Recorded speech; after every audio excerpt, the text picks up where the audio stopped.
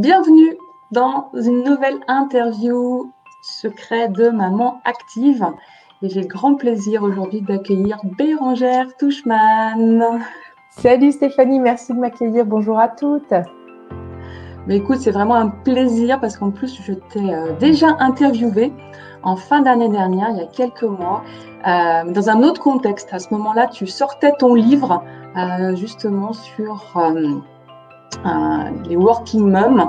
Rappelle-moi le titre de ton livre. Alors, Working Mom, c'est le titre, Voilà. Et le sous-titre, c'est 10 séances d'auto-coaching pour réinventer sa vie. Donc, les Working Mom en quête de sens et d'envie de changement.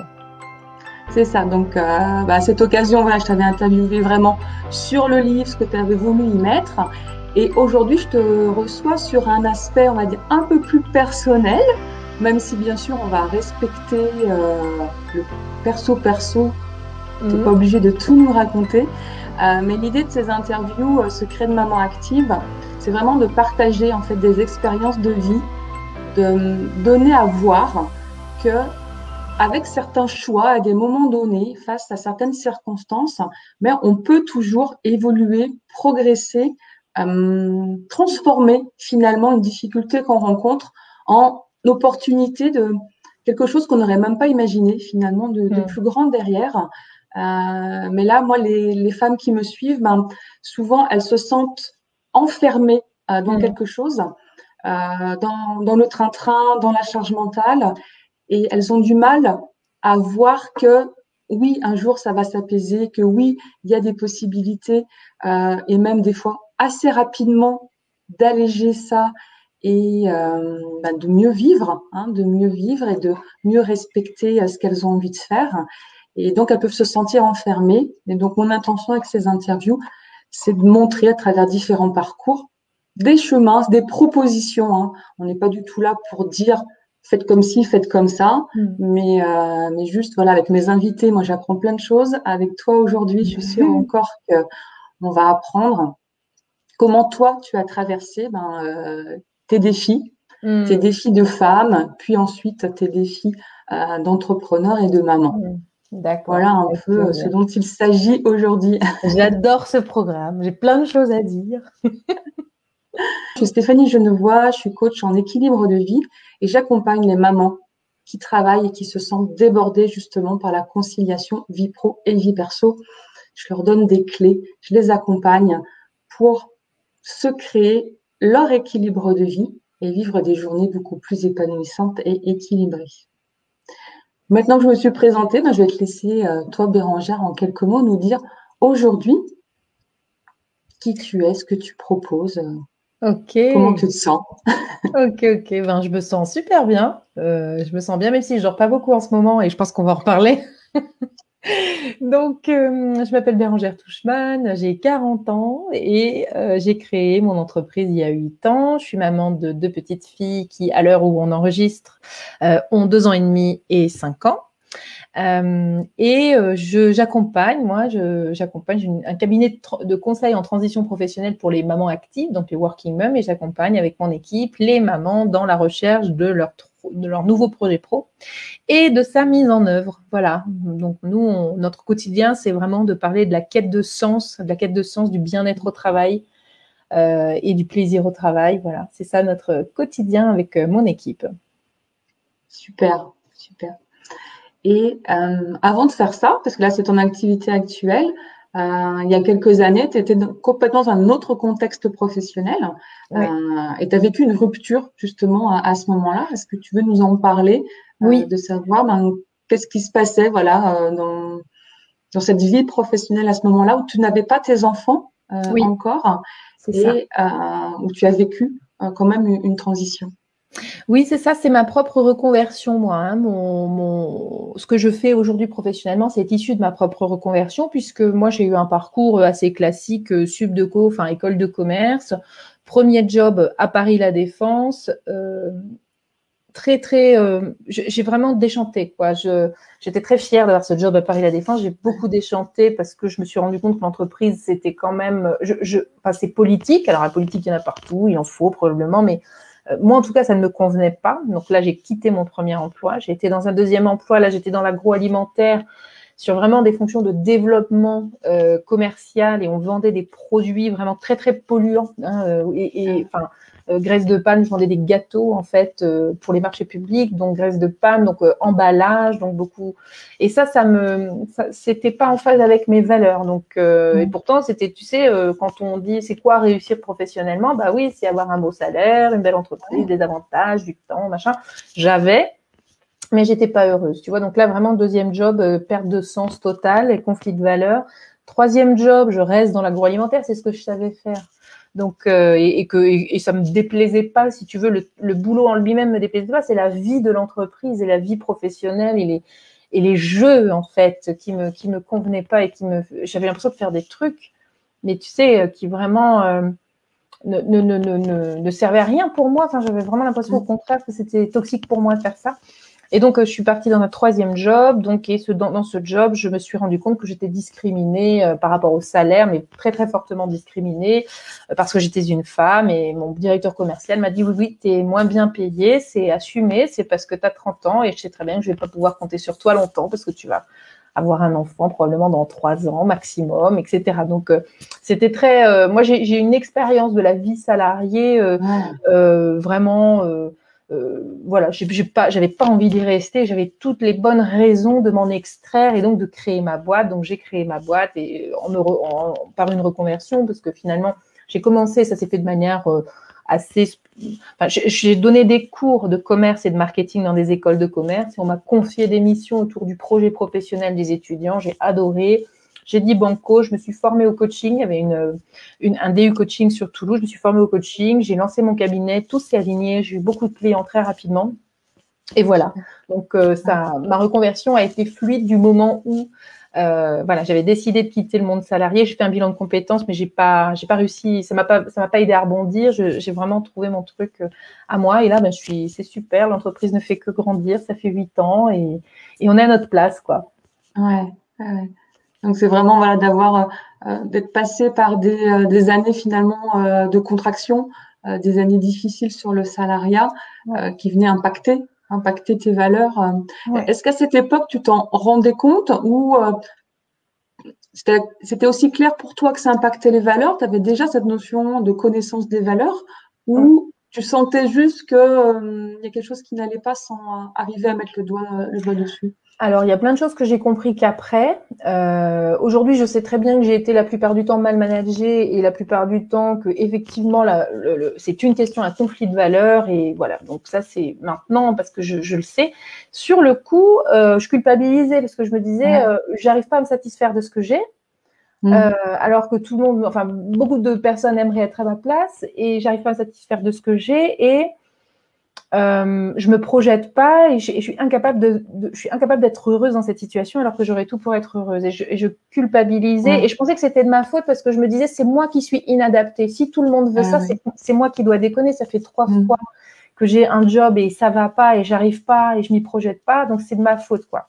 Donc j'étais plutôt là-dedans et c'est après quand j'ai connecté avec autre chose, le développement perso, pro, l'aspect plus humain. Hein, beaucoup de personnes partent vers les RH parce que finalement c'est assimilé à des ressources humaines. Hein, ce que je fais, c'est du conseil en transition pro, c'est du développement RH finalement, mais à l'échelle du particulier.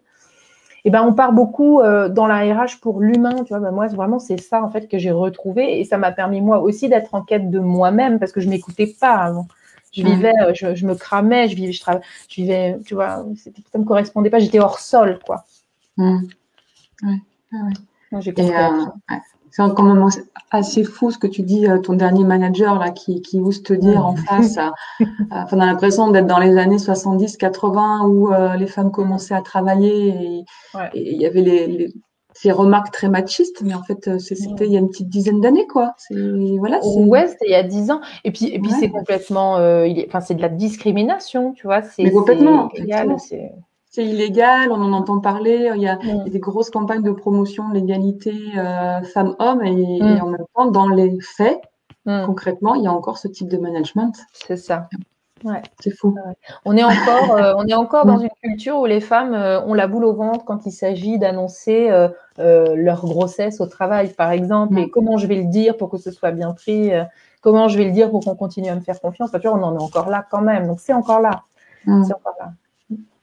Ouais, c'est encore là. C'est aussi après quand on est au bout des 2 mois et demi de congé maternité et que on n'y avait pas pensé avant, mais une fois qu'on a le bébé dans les bras, finalement, on se dit qu'on a envie de quelques mois supplémentaires.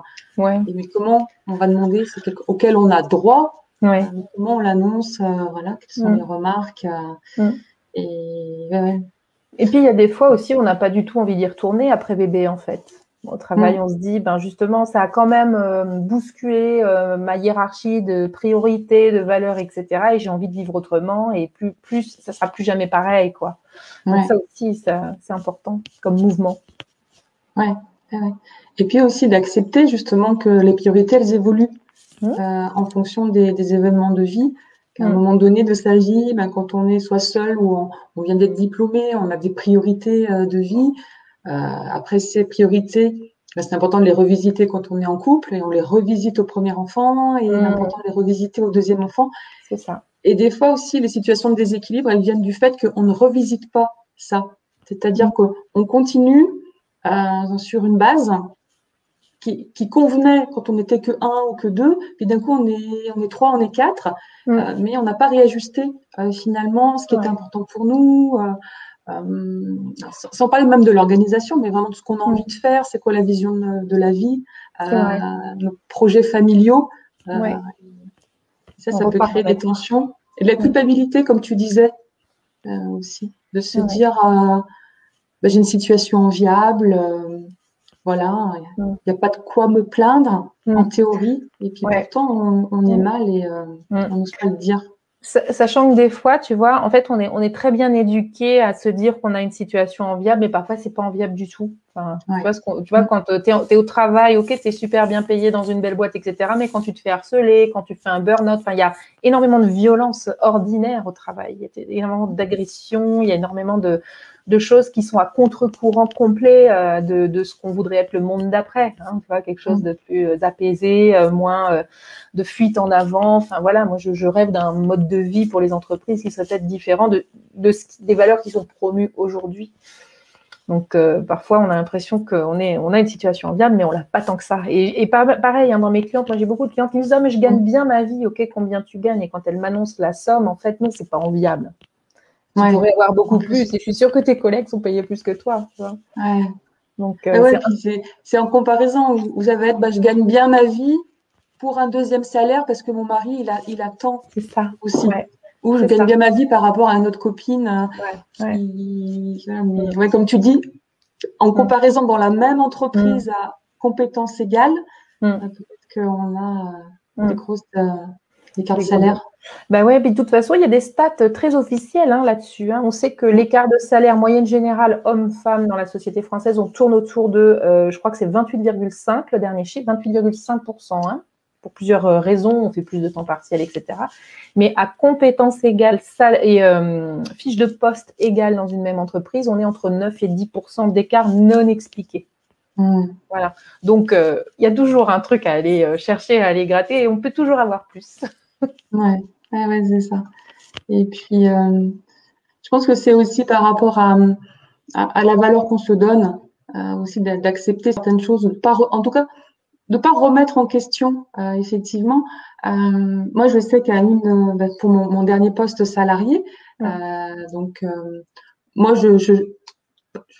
j'étais assez libre pour changer quand j'avais fait le tour d'un travail. Donc, j'ai pas eu de Ouais. problématique de harcèlement, tout ça. Au bout d'un moment, j'avais fait le tour, on me proposait rien comme évolution. Voilà, donc je restais pas à un endroit où j'allais m'ennuyer. Donc, Mhm. j'ai pris ce poste et effectivement, je gagnais en salaire. Donc, pour moi, c'était une progression. Et en fait, le poste, au départ, était prévu pour un homme qui finalement a trouvé autre chose. Mm. Donc, il était déjà en interne, on créait ce poste pour lui, et Ouais. finalement, il est parti ailleurs. Donc, je suis arrivée sur ce recrutement, sur un salaire que j'estimais, moi, ben, bien, parce que moi, Mm. je progressais. Oui. Et en fait, comme j'étais, ben, quelque sorte vraiment gestionnaire de l'association, je gérais aussi les comptes avec le trésorier. Et Ok. en fait, je me suis D'accord. rendu compte que l'enveloppe budgétaire prévue était Mm. bien au-dessus de ce qu'ils Mm. m'avaient proposé à moi, parce qu'ils D'accord. ont profité du recrutement pour me proposer beaucoup plus bas. alors que c'était budgété. Ouais. Mais ils m'ont pas proposé le budget qu'ils proposaient à l'homme. Ouais, et ça, ce que tu dis, c'est complètement injuste et ça me fait sortir de mon truc, mais c'est malheureusement ultra classique, quoi. Donc après, bon, j'y suis allée tous les 6 mois faire monter l'enveloppe. Ouais. Mais voilà, quoi, quelque part, effectivement, j'ai ce sentiment de dire, mais pourquoi? La fiche de poste est exactement la même. Sur certains aspects, je suis plus compétente que celui qui part. Et ils ont considéré qu'ils allaient en profiter pour me payer moins cher. Ouais. Et là, tu vois, le contrat de confiance, il est rompu dans des cas comme ça. Tu vois, tout comme quand tu reviens de congé maternité, qu'on te met au placard tranquillement, on n'a rien à vous proposer, mais patientez, puis en fait, tu n'as même pas de prise à ton bureau, là où on t'installe, tu n'as même pas de prise pour ton ordi, tu vois. Donc, et là, le contrat de confiance, il est rompu. Souvent, ça arrive. Et alors, on préfère partir, tu vois. Ça, c'est très, dans notre culture, c'est très féminin, ça, de se dire, bon, bah, je pars et puis je veux pas qu'on m'embête. De toute façon, je serai mieux ailleurs et puis je veux sortir de cette situation plus vite. Je me défends pas et je mords pas. Et souvent, c'est comme ça. Toi, tu as été chercher du salaire et tu as été négocié, mais on a beaucoup de femmes n'ont pas ce réflexe. Ouais, moi, pour le coup, en plus, j'avais le chiffre, donc je savais ce qui était prévu dans le budget.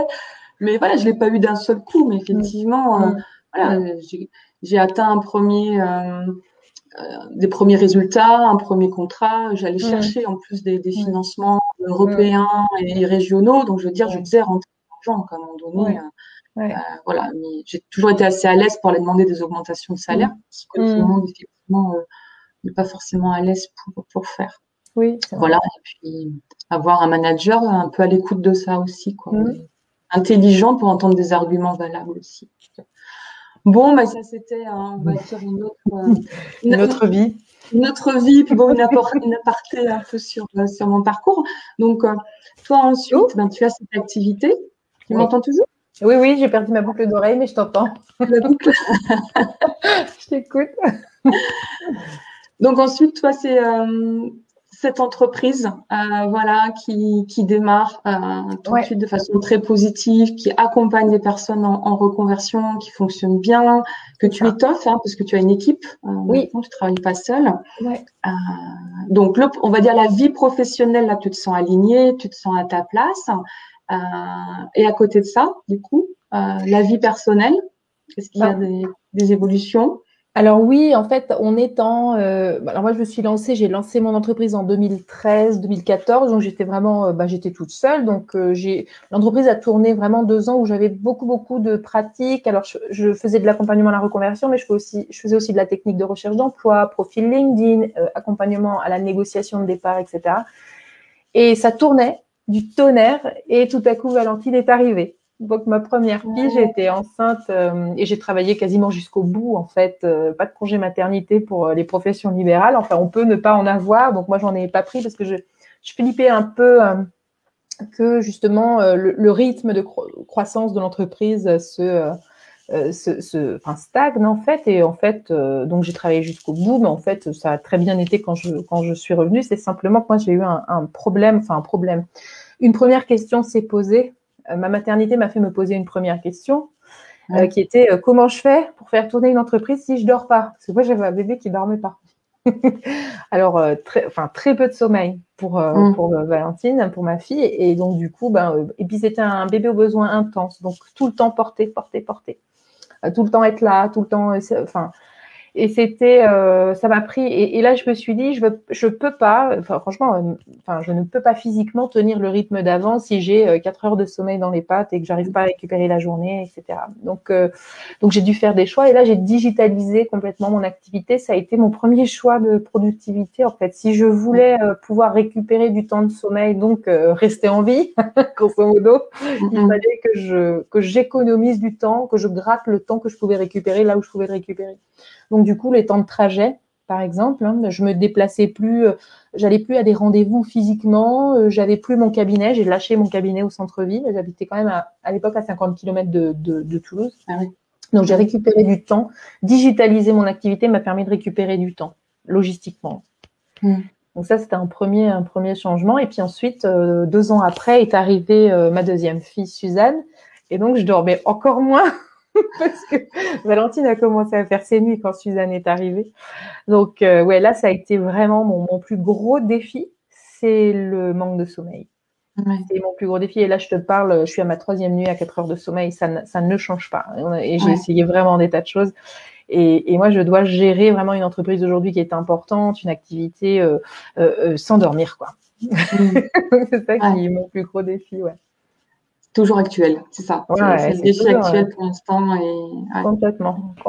Donc, je gratte, pareil, hein, je dors en journée. Enfin, on pourra en parler sur la productivité, mais comme j'ai une activité, moi, qui me demande beaucoup de concentration parce que je crée énormément de contenu, j'écris beaucoup, je crée du contenu et si tu veux, moi, j'ai besoin de plages de concentration.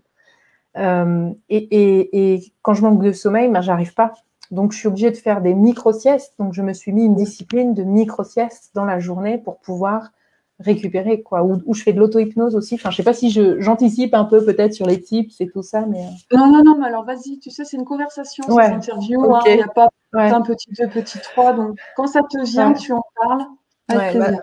Si tu veux, moi, du fait de cette double maternité rapprochée avec l'activité qui montait en flèche, j'ai dû résoudre l'équation. Comment tu fais pour faire tenir ça sans sommeil? Donc, ce que j'ai commencé à faire, et que je fais toujours d'ailleurs, c'est j'ai mis en place des micro-siestes.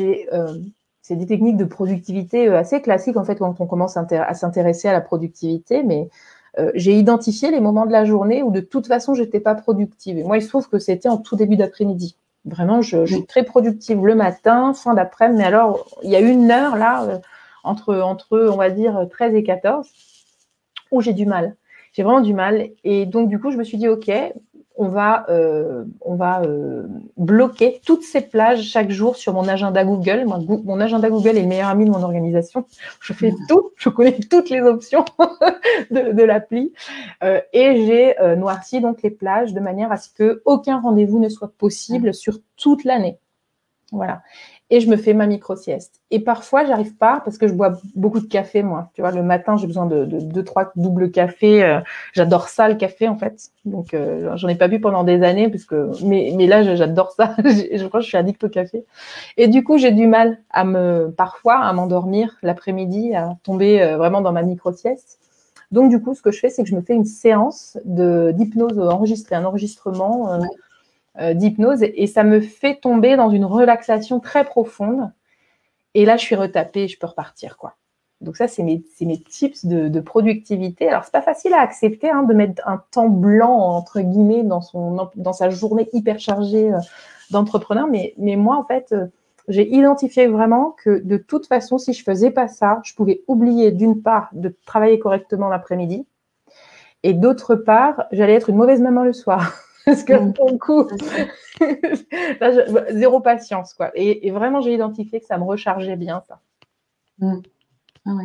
Mais ça, c'est important, effectivement, comme tu dis, d'identifier ce qui correspond pour toi aussi. Donc, peut-être qu'il y a des personnes, pour elles, faire cette micro-sieste au milieu de la journée, elles vont pas réussir à redémarrer. Moi, je suis aussi fan, effectivement, des micro-siestes et j'ai à peu près, moi, c'est plutôt vers 13h30, 13h30, 14h30, c'est compliqué, effectivement. Et en fait, c'est vraiment un très bon conseil que tu donnes, qui a l'air contre-productif, alors que non, ça permet vraiment de recharger les batteries, de faire la coupure au niveau aussi de tout le cognitif, vraiment de reposer le cerveau pour repartir ensuite. Ça fait baisser aussi le cortisol, l'hormone du stress, ce qui permet, comme tu dis, après d'être plus sereine, plus calme quand tu récupères tes filles aussi le soir. Et puis des fois on s'acharne, c'est-à-dire qu'on va s'acharner à dire non, il faut que je finisse, donc il faut que je reste sur mon ordinateur, il faut que je reste sur mes dossiers, parce que si je m'arrête, ça va jamais finir, alors que non, à un moment donné, de toute façon, on piétine. Oui, on piétine, on ne voit pas, ça n'avance pas, et il vaut mieux faire une pause. Mm. Oui, moi je le vois quand j'observe. J'ai vraiment pris le temps d'observer quels étaient mes temps biologiques, tu vois, Oui. et comment ça se passe quand je fais ma sieste et comment ça se passe quand je fais pas ma sieste. Et oui, il est évident que ça se passe vraiment différemment et que ça change tout et que je suis beaucoup plus productive, que je travaille plus rapidement, et puis je suis heureuse, quoi. Tu vois, parce que quand je suis fatiguée, c'est vraiment, tu perds en qualité de vie quand tu traînes de la fatigue et des heures de sommeil en retard. Ouais. Donc, dormir. Voilà. C'est ça. C'est ça, c'est ça. Et puis voilà, c'est aussi comme voilà, tu as l'entreprise, tu as aussi tes filles dont tu veux profiter. Et je sais pas, j'ose pas te demander le temps pour toi au milieu de tout ça. Ouais, C'est qui se case. alors il y en a du temps pour moi. C'est vrai que c'est quand même assez polarisé entre mon entreprise, mais je me dis, enfin, tu vois, moi je suis quand même dans un job et dans un projet de vie professionnelle que je ne ressens pas comme du travail. Qui te passionne, quoi. Bah Donc ouais. ça te nourrit. Ouais. Bah ouais, bien sûr, ça me nourrit. C'est plus, moi, je suis contente en fait le matin d'aller bosser. Je suis contente d'être à dimanche soir parce que je sais que j'ai des super trucs que je vais faire cette semaine et que ça va passer trop vite et que voilà. Donc vraiment, ça c'est hyper cool. Donc, mais c'est quand même effectivement polarisé entre ma vie pro qui, comme tout le monde, prend beaucoup de temps dans la journée et ma vie de maman parce que du coup mes enfants sont petites encore. Ouais. Donc oui, c'est polarisé. Maintenant, ça se passe plutôt bien. Après, moi, j'ai une discipline aussi, alors toujours en mode Google Calendar, hein, mais j'ai une discipline. Et ça, c'est vraiment un tips que je peux partager parce que même si ça, enfin, bon, tu me diras ce que tu en penses, mais fin décembre, je me fais mon paramétrage de l'année suivante. Et ça, je le fais, ça fait au moins la 4e année que je le fais et ça m'aide énormément. En fait, je suis partie du principe que quand mes enfants sont là, je ne bosse pas. Je ne veux pas faire comme beaucoup d'entrepreneurs, bosser tôt le matin, bosser tard le soir, bosser le week-end, bosser pendant les vacances. Et je me cale une journée de planification de l'année suivante chaque année avant Noël. Ouais. Et je noircis, pareil, sur mon Google Agenda, je rends impossible la possibilité de travailler sur certaines plages. Vacances scolaires, moi je suis sur la zone C, les vacances scolaires, je travaille pas. Je travaille parfois sur la 2e semaine des vacances scolaires, mais je prends toujours une semaine sur toutes les vacances scolaires. Je connais mon mois d'été, je m'arrête quasiment 6 semaines en été, je noircis tout, mais ça, c'est planifié depuis décembre dernier. Ça veut dire que toute mon activité professionnelle est paramétrée dans les cases disponibles. Alors, avec les fermetures de classes et d'écoles et machin, il n'y en a plus tant que ça. Donc, cette année, j'ai pas beaucoup travaillé, en vrai, l'année dernière, mais ça m'a pas empêché de faire une excellente année 2020. Même s'il y a eu le confinement, etc. Donc, parce que finalement, je me suis aussi rendu compte que moins je travaillais, et je travaille jamais plus de 35 heures par semaine. 35 heures, c'est le max. Moi, j'ai 7 heures par jour parce que de toute façon, je suis limitée par les horaires de la nounou. Hein. Donc, moi, je travaille 35 heures par semaine et jamais plus. Et je travaille plutôt 20 heures que 35 heures si on lisse, en fait, les grèves, tout ce qui fait que tu crois que tu vas bosser une semaine complète. En fait, non. Là, j'ai eu des fermetures de classe. On a enchaîné 50% du temps de fermeture de classe entre janvier et mars, là. Donc, janvier et quasiment mi-avril même. Donc, autant te dire que quand c'est la fameuse loi de Parkinson, en fait, le travail est fait quand même. Ouais. C'est-à-dire que même s'il n'y a pas beaucoup de plages de travail où je vais vraiment pouvoir avoir mes plages de concentration, etc., la tâche s'adapte au temps que tu as à lui allouer. Ouais. Et en fait, quand je me fais la réflexion, je suis ultra productive dans la journée. J'ai mes routines, j'ai mes process, je suis ultra productive. Par contre, je sacralise les temps hors travail. Je ne travaille pas hors temps de travail. Ça, c'est vraiment, c'est devenu une hygiène, en fait. Ouais, c'est ça. C'est vraiment ça qui te permet justement d'avoir cet équilibre parce que tu sais que quoi qu'il arrive, à la fois le travail professionnel sera fait et tu auras le temps de qualité en famille. Et je trouve que c'est super intéressant ce que tu dis de préparer justement toute son année à l'avance parce que souvent on va se dire je mets le travail et après je vois où c'est que je peux avoir le loisir ou quand c'est que je peux poser mes vacances. Ben, c'est l'inverse. De prendre à l'envers, voilà, tu sais au moins que ça dont tu as besoin, qui est ton choix à toi aujourd'hui, après on rappelle, c'est des propositions qu'on fait aujourd'hui à celles qui nous écoutent. Ça ne veut pas dire que vous devez faire tout comme fait Bérangère, elle, ça lui convient. Elle arrive à être extrêmement efficace en 20 heures par semaine. Ouais. Et comme on disait, de toute façon, une tâche, on parlait tout à l'heure des fois, on s'acharne sur la tâche pour la finir, alors qu'en fait, en s'arrêtant, même ne serait-ce qu'un quart d'heure ou 20 minutes, et on reprend, on est beaucoup plus productive. Et puis cette loi, j'ai fait une conférence au mois d'avril justement pour apaiser sa relation au temps, et je parlais justement des différentes lois du temps, et celle-là, c'est votre tâche, elle va prendre le temps qui lui est alloué. Si vous avez prévu une semaine pour la faire, vous mettrez une semaine. Si vous avez prévu 2 jours, vous la ferez en 2 jours. Voilà, c'est pareil, des fois, on se dit, mais comment c'est possible? Ben si, en fait. Donc ça, c'est bien. Puis le fait que tu aies automatisé aussi un grand nombre de choses, ça te permet d'avoir aussi cette activité. Pardon. Oui, alors moi, j'ai automatisé beaucoup de choses. Moi, je délègue en fait beaucoup et j'ai délégué assez rapidement dans mon activité professionnelle. Je délègue à des gens qui sont meilleurs pour moi pour faire les choses. Je délègue à des processus. Donc, moi, je ne réfléchis pas avant de faire un truc. Je prends le processus qui est écrit et je regarde tâche après tâche. Bon, maintenant, c'est devenu des routines, mais pour les personnes qui bossent avec moi, on a des process aussi. Pardon, j'ai pas d'eau. Et je délègue à des outils. Parce que ça fait gagner du temps de déléguer à des outils. Par exemple, pour la prise de rendez-vous pour mes clientes, moi, j'ai un Calendly, en fait, j'ai une appli que beaucoup de personnes ont maintenant, mais ça permet la personne est autonome sur sa prise de rendez-vous, le déplacement de ses rendez-vous, etc. Et moi, je n'ai pas à intervenir en répondant et en proposant d'autres créneaux, en allant regarder mon agenda, etc. Moi, avec le nombre de rendez-vous que j'ai dans la semaine, c'est vraiment, je pense que à l'année, je gagne des heures, donc des jours, tu vois. Donc, je délègue à des outils, à des processus et à des gens. Voilà. Et je me concentre vraiment sur ce que je fais le plus rapidement et le plus efficacement.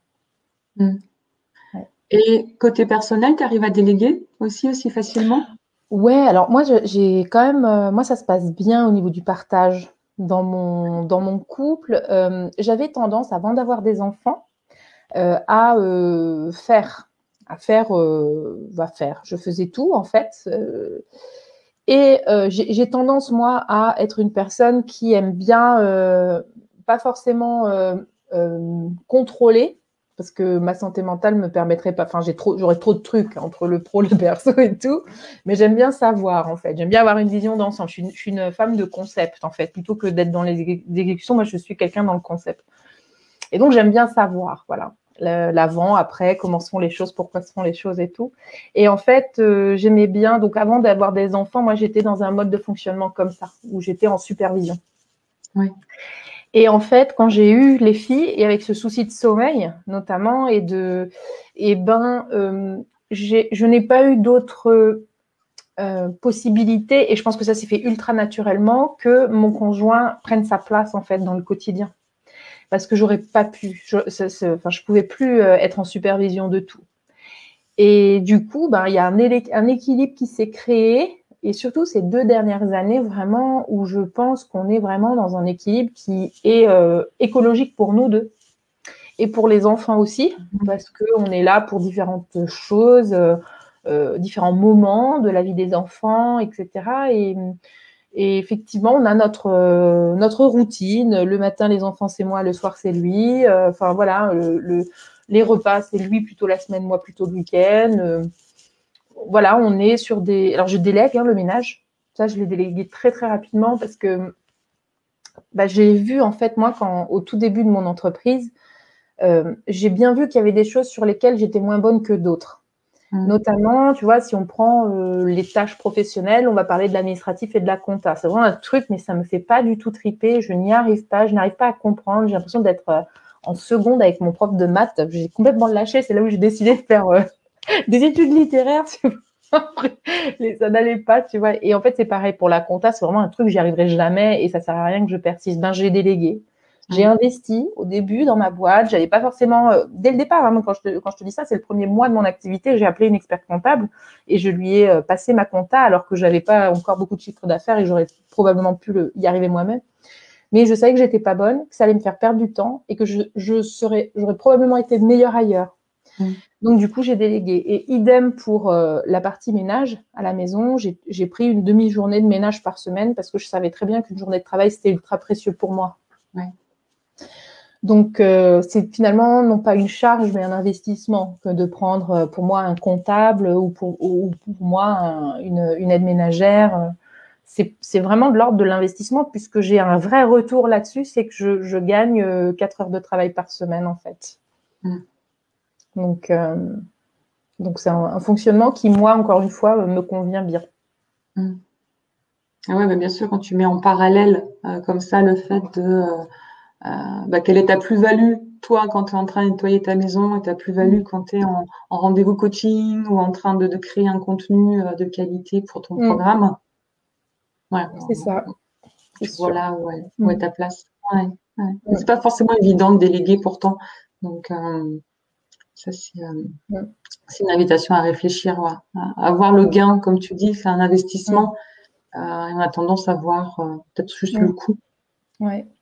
Et tu sais, je vois même les personnes, tu sais, les femmes. Moi, j'ai beaucoup de femmes qui arrivent dans mes programmes et qui se questionnent sur est-ce que je me lance dans l'entrepreneuriat ou pas. Et beaucoup, tu vois, se disent bon, allez, je me lance. Par contre, je vais bidouiller mon site internet moi-même, par exemple. C'est vraiment le premier exemple qu'on peut prendre.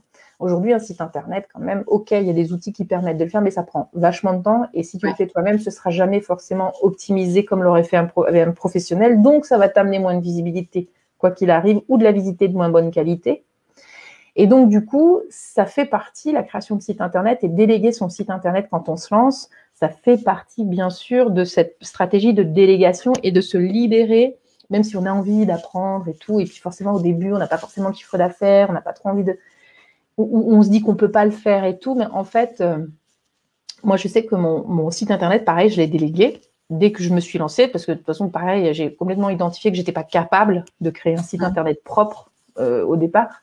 Et encore en 2013, WordPress, aujourd'hui, c'est encore plus facile, quoi. Hein, mais bon, bref. Et donc, du coup, j'ai délégué tout de suite et j'ai eu des résultats tout de suite. Tu vois, quand je disais que moi, mon entreprise, elle avait décollé super rapidement, c'est que mon site internet, comme je l'ai fait faire par quelqu'un de compétent, j'ai été très bien référencée en local. Tu tapais coaching Toulouse pendant 2 ans, j'étais la première et j'avais des appels tous les jours qui venaient de ça. Donc, si tu veux, tout le chiffre d'affaires que j'ai fait sur quasiment mes 2 premières années d'activité venait de cet investissement de peut-être, je ne sais pas combien ça coûtait, 2 000 €, 2 500 €, je ne sais plus. Donc, tu vois, il y a une différence entre l'investissement et la charge, vraiment. Et je pense que ça, c'est vrai pour la partie entrepreneuriat.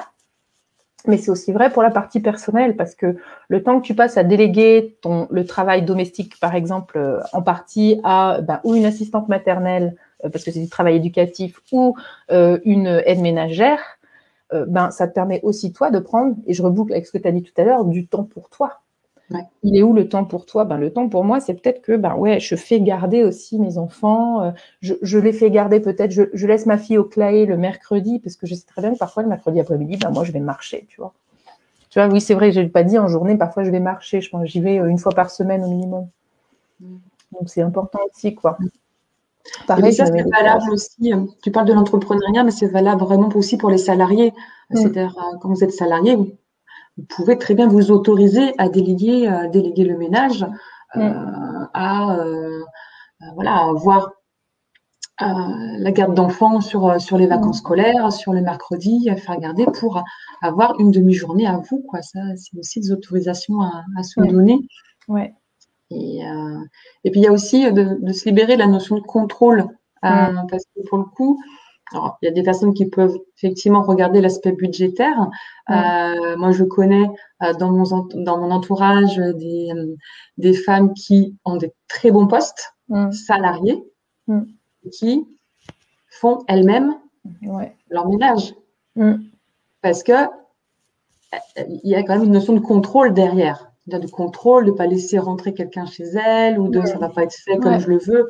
Mais enfin, à un moment donné, mais libère-toi la vie, quoi. Libère-toi la vie. En plus, tu contribues à donner du travail à quelqu'un qui, pour elle, c'est la compétence et qui a besoin aussi de ces heures-là. Donc, je pense que ça dépend après des priorités de chacune. Moi, je sais que je peux avoir vachement de satisfaction. Moi, il y a un truc que j'adore faire, c'est trier et donner. Tu vois, c'est un truc, j'adore ça. Mes filles grandissent hyper vite. L'une récupère les vêtements de l'autre, mais il y a toujours quelqu'un qui doit trier et qui décide si on donne ou pas. Parce que du coup, les fringues de la plus petite, moi, une fois que j'ai pas d'enfant derrière et je ne peux pas en avoir d'autres. Donc, du coup, tu vois, ça, j'aime bien. Et moi, j'ai quand même une satisfaction quand j'ai fait mes trucs moi-même dans ma maison ou quand je me suis un peu réapproprié mon espace. Parce que moi, j'entre et je sors de mon bureau, etc. Et des fois, c'est un petit kiff quand même de nettoyer, en fait. Moi, c'est mon petit kiff. Oui, c'est apaisant, ça peut être tout à fait apaisant. Tu tries le linge, c'est une méditation pour moi, des fois, de trier. Bon, je repasse pas, hein, ça fait des années que j'ai pas de fer à repasser chez moi. Mais trier, voilà, tu relâches, quoi. Tu vois, tu fais un truc qui ne te prend pas de mental. Moi, je suis dans le mental toute la journée, je réfléchis, j'écris et tout. Bon, des fois, je lâche, quoi. Et c'est des genres de petits. Le ménage, tu vois, c'est comme je sais pas, du coloriage, méditation, tu sais, les jolis, comment dire, là, les mandalas là qu'on colorie et tout. Bah voilà, ça te fait bien déconnecter. Et parfois, c'est cool de se réapproprier ça. Après, la question à se poser, c'est qu'est-ce que ça me faciliterait? Enfin, tu vois, qu'est-ce que je gagnerais à déléguer? Bah ouais, des fois, tu gagnes juste du temps, de la bonne humeur, parce que tu vois, moi, je sais qu'elle vient le mercredi matin. Bah, c'est vrai que le mercredi midi, bah, moi, je suis super contente. La maison, elle est propre.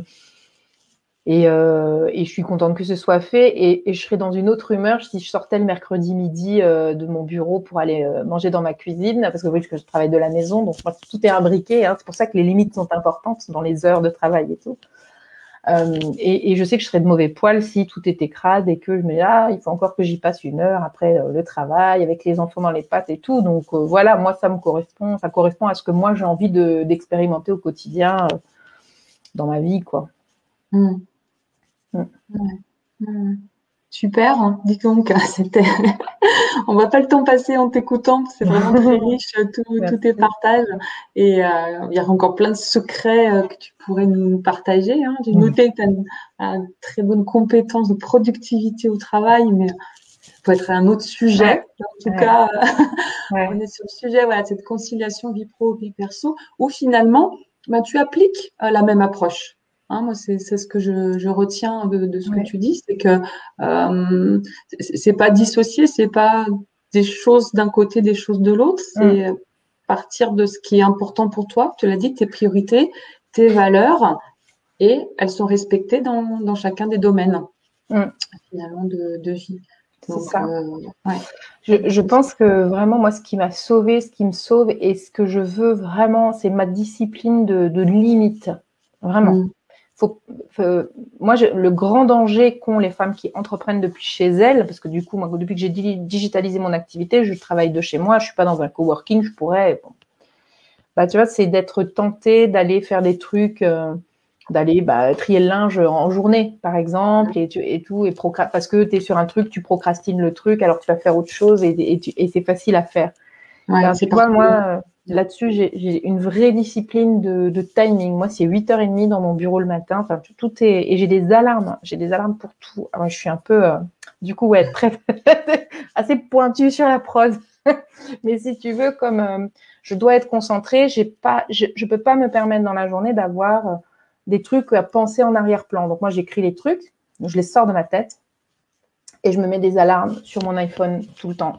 Des alarmes toute la journée le matin, je démarre ma journée et je me programme les alarmes de la journée en fonction de mes rendez-vous. Tu vois, 5 minutes avant notre rendez-vous, j'ai eu une alarme. Allez, j'ai pas eu à y penser, si tu veux. Donc, les alarmes, ça me sauve. Et je me suis fait traiter de psychopathe par mes clientes parce que je leur ai dit, faites comme ça, mais ça m'a pas été psychopathe. Mais moi, ça me va bien, en tout cas. C'est ça, c'est ce que j'allais dire. Est-ce que ça te va bien ou est-ce que ça te met du stress? Toi, ça te va bien, ça t'aide. Une autre personne, ça va lui mettre du stress, donc ça ne sera pas adapté, ou peut-être qu'une ou deux suffirait. Toujours adapter les outils, en fait. C'est ça. Mais il faut les tester. Encore faut-il s'autoriser à les tester. Pourquoi pas tester les alarmes, voir comment ça marche pour vous, et puis voir après si vous gardez, si vous allégez, etc. C'est toujours vivant, finalement, ces outils d'organisation qui sont au service de notre vie. Voilà, toujours dans ce sens-là. Pas oublier. Nous ne sommes pas là au service de nos outils. C'est bien l'inverse. Et il y en existe plein. Donc, c'est de voir quel est l'harmonieux mélange, puzzle que vous allez faire avec tout ça qui va vous permettre de vivre vraiment des journées épanouissantes. C'est ça. C'est ça. Je te remercie beaucoup, Bérangère, pour tous tes secrets voilà, de maman active, de professionnelle accomplie et puis maman de 2 petites merveilles. Voilà, lesquelles tu as à cœur de préserver justement ce temps de qualité aussi en famille. Donc, merci beaucoup pour tes partages. Merci à toi pour l'invitation et puis au revoir, à la prochaine. À la prochaine. Merci pour ceux qui nous écoutaient. N'hésitez pas à mettre en commentaire ce qui vous a plu, peut-être la chose qui vous a interpellé, ce que vous retenez de cette interview. Si vous avez des questions, de mettre un pouce aussi, de liker, puis de vous abonner à mon compte pour être informé des prochaines interviews, du prochain contenu qu'il y aura. Merci beaucoup de votre attention. Je vous souhaite une très belle journée. À très bientôt, Bérangère. Bye. Bye.